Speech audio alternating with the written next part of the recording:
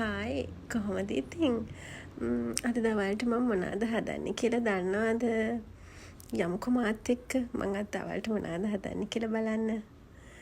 මං කෙලවල්ල මාළු ගත්තා. ඉතින් ඒක හදන්න තමයි යන්නේ. මං ඉතින් හොඳට ටැප් එකට අල්ලලා හොඳට හොදගත්තා. පිලි අරගතිය යන්නත් එක්ක. ඊට පස්සේ ඒක පැත්තකින් තියලා මම මේ මොනවාද මේ 3-5යි මිරිස් කුඩුයි හොඳට බැද ගන්න ඕනේ. ඉතින් මේ වගේ හොඳට බදින්න ඕනේ. මොකද මේක බදින්න නැතුවත් මාළු වලට දානවා.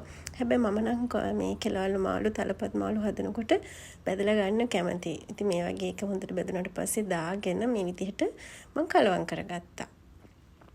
ඊට පස්සේ සුදු ලුණු අරගෙන ඒක හොඳට තලන්න ඕනේ. දැන් අපේ පුතත් ඇවිල්ලා මට කෝලම් කරනවානේ. ඉතින් ඊට පස්සේ ඒක හොඳට මේ තලලා අරගෙන රම්පි කරපිංචා ලුණු අම්මිරිස් කුරුඳු පෙත්තක් තව කරාබු නැටි කරදු මුංගු මේ ඔක්කොම චුට්ටක් බැද ගන්නවා රන්වන් පාට වෙනකම්. මම ගොරක පේස්ට් එක මම වෙනම මාළු එකට එකතු කරා. මේ විදිහට කලවම් කර කර රන්වන් පාට වෙනකම්ම බැද ගන්න ඕනේ. රන්වන් මේ විදිහට පාටට ආවට පස්සේ මම මාළු එක මේකට ඉක්මනටම එකතු කරගත්තා. නැත්තම් මේක කර වෙන නිසා.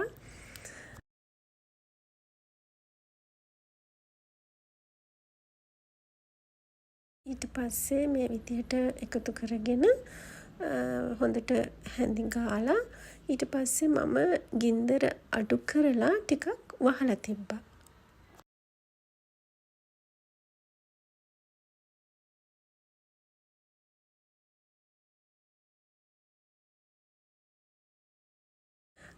මාළු එක ටිකක් තෙලින් තැඹුණාට පස්සේ මම මාළු එක තිබුණු අර පේස්ට් එකත් එක තිබුණු භාජනයේ තිබුණු ඒ ඉතුරු ඒවා ටිකත් වතුර චුට්ටක් දාලා ආයේ මාළු එකටම දාගෙන ගින්දර වැඩි කරගත්තා ලිපේ.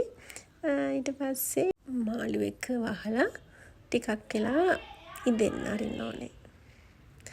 මෙන්න මේ විදිහට තමයි ඉතින් මම මාළු එක හැදුවේ. ඒක හරිම ලස්සනයි. වගේම හරිම සුවඳයි. හරිම රසයි ඉතින්. ඔන්න බලන්නකෝ මං හැදුව කෙලවලු මාළු කරිය. ලස්සන පාටක් තියෙනවා. ඒ වගේම හරිම රසයි. සුවඳත් ඒ වගේමයි.